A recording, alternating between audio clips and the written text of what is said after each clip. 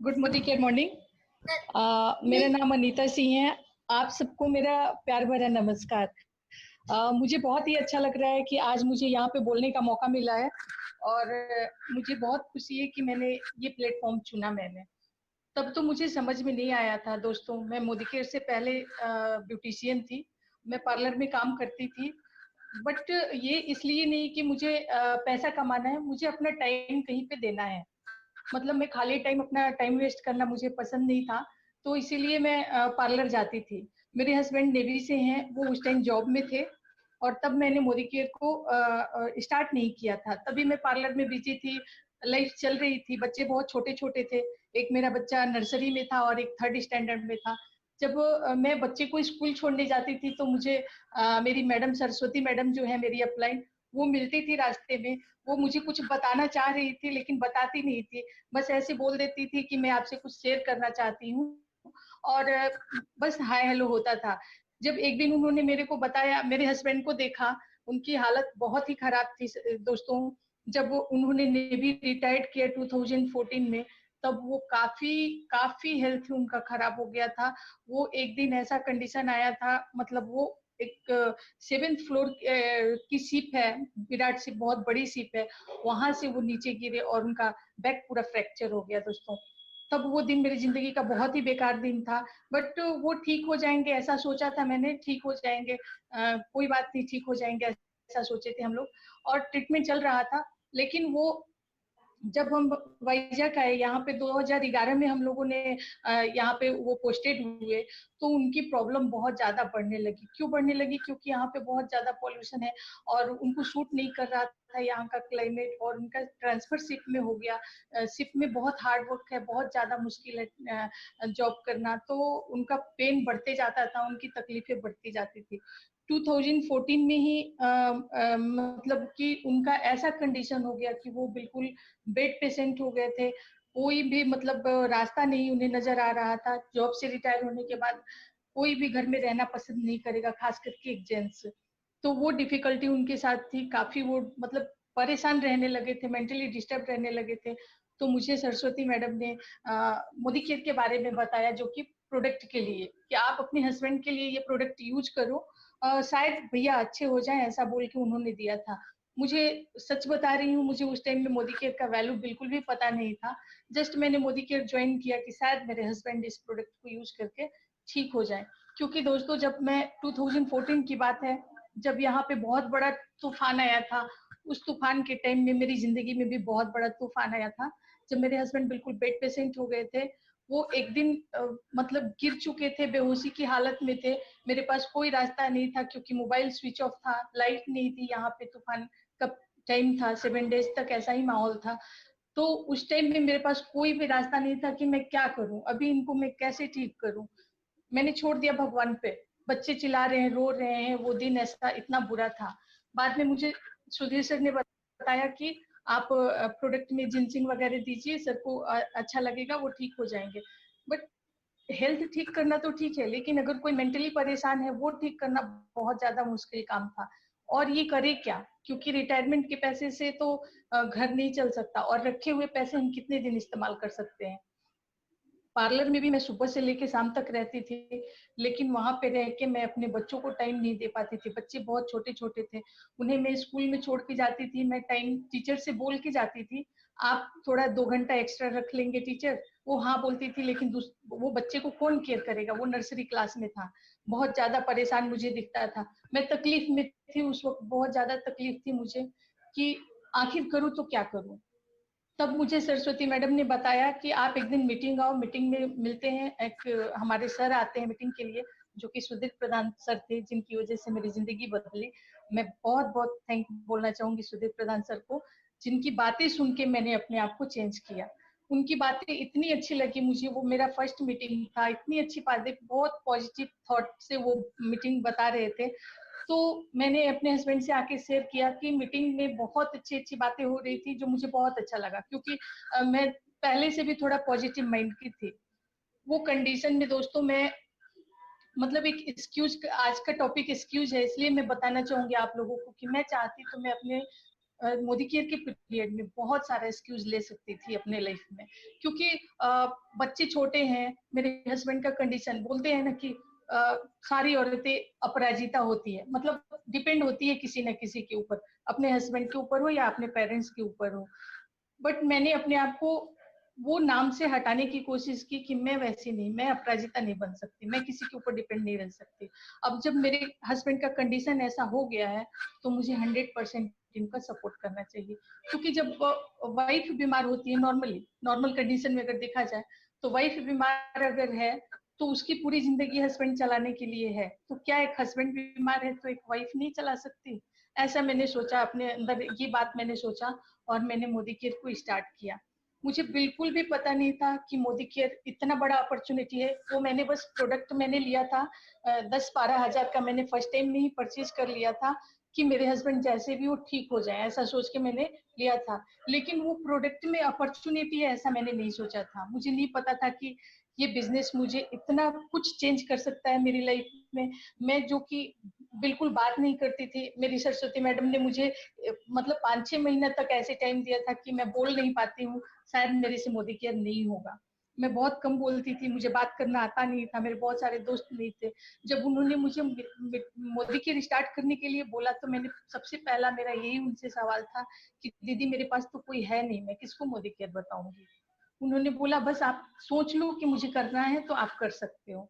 ठीक है, मैं एक लिसनर थी, मैं सुनती थी उनकी बातें। मैं जब भी वो बोलेंगे आज मीटिंग है, मैं मीटिंग जाने के लिए रेडी हो जाती थी उनके साथ। जबकि मेरे घर का कंडीशन दोस्तों सच में बता रही हूँ बहुत ही क्रिटिकल कंडीशन था। जो जो मतलब मेरे हस्बैंड स्टिक से भी नहीं चल पाते थे, उस टाइम का कंडीशन ऐसा था कि वो अपना कपड़ा खुद से नहीं पहन पाते थे। मैं उस कंडीशन में भी बरहमपुर, भुवनेश्वर, कटक जैसे सेमिनार में मैं जाती थी। क्यों? क्योंकि मेरे मन में एक सपना जाग जाग चुका था कि मुझे मोदी केयर में अपना पहचान बनाना है और मुझे अपने हस्बैंड की परेशानियों को दूर करना है। वो बैठे बैठे हमेशा यही सोचते रहते थे कि अब जिंदगी बेकार है और क्या करना है। लेकिन सुधीर सर की वजह से, सरस्वती मैडम, दीपिका मैडम ने, वो मेरी फैमिली मेंबर नहीं है लेकिन वो रियल में मेरी फैमिली मेंबर से बहुत ही ज्यादा मायने रखते हैं मेरी लाइफ में, क्योंकि उनकी वजह से मेरी लाइफ में आज मैं वैजक में हूँ, उनकी वजह से।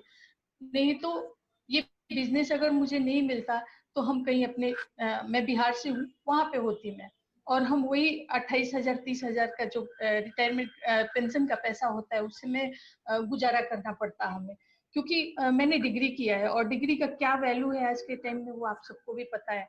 तो वो चीज मैंने बहुत टाइम तक मतलब फेस किया। फिर 2015 में सुधीर सर, सरस्वती मैडम ने बहुत कोशिश किया, यहाँ तक कि मेरे को घर ढूंढने के लिए भी सुधीर सर ने और सरस्वती मैडम ने बहुत मदद किया, जो मैं उनको थैंक यू बोलना चाहूंगी बार बार, कि उन्होंने मेरे को घर भी ढूंढवाया और एक डीपी जो कि बहुत प्यारा डीपी, जो मेरे मंदिर की तरह है, मेरे सपनों का मंदिर है ये, जहाँ से मेरे दिन, मेरी जिंदगी बदली थी। तो इसीलिए मैं मतलब ये जो जिस कंडीशन में मेरे हस्बैंड आज भी हैं, ये कंडीशन में इन्हें कहीं भी 20,000 की नौकरी नहीं मिलती, लेकिन आज वो घर में रह के आराम से 20,000 रुपीज अर्न करते हैं और विदाउट टेंशन। आज वो 4 साल 5 साल हो गया जब से मैंने मोदी केयर को ज्वाइन किया था दोस्तों, तब से आज तक उन्होंने मेडिकल साइड से कोई भी ट्रीटमेंट नहीं ली। जबकि उनको 1,50,000 का इंजेक्शन लगता था, वो इनफ्लेक्सिमा एक इंजेक्शन होता है, वो यूज किया उन्होंने, मतलब बहुत बार। आज 4 साल से मोदी केयर का प्रोडक्ट यूज करके, और ये जो माहौल जो है, जो इन्वायरमेंट है मोदी केयर का, वो बहुत ही पॉजिटिव है। वो पॉजिटिव थॉट की वजह से आज मेरा फैमिली बहुत हेल्दी है। मेरी बेटी भी बहुत ज्यादा बीमार रहती थी, वो छोटे छोटे बच्चों को छोड़ के जाना बाहर, मेरे को एक दिमाग में हमेशा जब भी मैं बाहर जाती थी एक टेंशन बनी रहती थी कि घर में कैसे होंगे, क्या पता कहीं गिर जाएंगे, कैसे वो बच्चों को केयर करेंगे, कैसे वो खाना पकाएंगे। वो कंडीशन में भी मैं अपने हस्बैंड को सल्यूट करूंगी कि उन्होंने मेरा सपोर्ट किया कि मैं मोदी केयर करूं और हम दोनों मिलकर ये जिंदगी में आगे बढ़े और बच्चों के सपनों को पूरा करें। दोस्तों, अगर हम नॉर्मल देखें तो एक औरत की जिंदगी में क्या होता है, जस्ट काम करना, बच्चों को संभालना, खाना पीना बनाना और पूरा टाइम बैठ के टीवी देखना। वो टाइम अगर हम किसी अच्छी जगह पे दें तो हम बहुत सारे लोगों की जिंदगी बदल सकते हैं। ऐसा सोच के मैंने मोदी केयर किया और सच में आज मैं बहुत खुश हूँ कि मैं बहुत सारे लोगों की जिंदगी बदल पा रही हूँ और आगे भी बदलूंगी। मैं बहुत ही ज्यादा हैप्पी हूँ मोदी केयर प्लेटफॉर्म को लेके।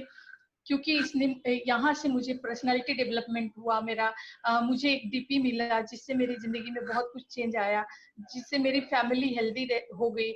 ये प्लेटफॉर्म मेरे लिए बहुत कुछ दिया दोस्तों।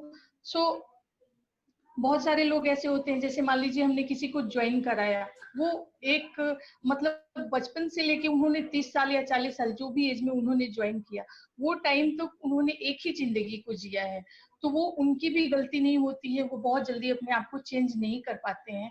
तो हमें एक अच्छा कम्युनिकेशन बना के अगर हम उनके लाइफ को चेंज करना, उनको अच्छे अच्छे सपने दिखाना, वो अगर हम कर पाए तो हम बहुत सारी औरतों की जिंदगी को बदल सकते हैं, जो कि जिनके लाइफ में, एक लेडीज की लाइफ में 1 रुपए की भी बहुत ज्यादा कीमत होती है, वो बहुत सारे पैसे को सेव करना जानती हैं। तो इसलिए जो ये मतलब कि एक्सक्यूज का टॉपिक है दोस्तों, मेरी लाइफ में बहुत सारे ऐसे टाइम आए थे जहाँ पे मैं एक्सक्यूज ले सकती थी, मीटिंग नहीं आना है मुझे बोल के, क्योंकि अगर, लेकिन मैंने सोचा अगर मैं मीटिंग नहीं जाती हूँ तो फिर मेरी अपलाइन का क्या लॉस होगा, ये कंपनी का क्या लॉस होगा। मेरे जैसे बहुत सारे लोग हैं मोदी केयर में, जो कि मतलब वो मोदी केयर छोड़ दिए। मेरी टीम के बहुत सारे लोग हैं जिन्होंने मोदी केयर को समझा नहीं, उनके लाइफ में बहुत सारे एक्सक्यूज, लेकिन जो एक्सक्यूज लेता है वो जिंदगी में कभी आगे नहीं बढ़ता है, ऐसा मैंने प्रैक्टिकली देखा है। क्योंकि स्टार्टिंग में मैंने भी बहुत सारा एक्सक्यूज लिया था, मुझे पढ़ाई करना बिल्कुल भी पसंद नहीं था, और मैं नहीं पढ़ूंगी ऐसा बोल के, मुझे ये नहीं आता वो नहीं आता बोल के मैंने पढ़ाई नहीं किया। मैं बाद में सोचने लगी थी कि मैंने अगर बीएड कर लिया होता तो शायद मैं टीचर बन जाती। तो वो लाइफ में अगर कुछ मिल रहा है तो उसे ठुकराना नहीं चाहिए। ये एक बहुत अच्छी अपॉर्चुनिटी है जो कि हमारी जिंदगी में बहुत सारी चीजों में बदलाव, पैसा तो देखो हम कहीं भी कमा सकते हैं, ये बहुत मुश्किल काम नहीं है, लेकिन जहाँ पे इतनी इज्जत मिले, इतना मान सम्मान मिले, इतना प्यार मिले, इतनी सारी फैमिली जो कि एकदम मतलब केयरफुल हो। जब मैं एक बार की बात बताऊं, जब मैं यहाँ पे नहीं थी, मैं बिहार चली गई थी क्योंकि मेरे घर में कोई एक्सपायर हो गया था, तब मेरी बच्ची को यहाँ पे छोड़ के गई थी, और वो यहाँ बहुत ज्यादा बीमार थी, बहुत ज्यादा सीरियस थी। तब मोदी केयर के ही लोगों ने उसे एडमिट कराया और पूरा उसका केयर किया, कम से कम 1 हफ्ते तक। फिर मैं वापस आई थी। तो ये चीज हमें कहीं नहीं मिलेगा, ये चीज दिल से मतलब एक बहुत अच्छी फीलिंग्स आती है कि ये ऐसा करने वाले अपने लोग भी नहीं है।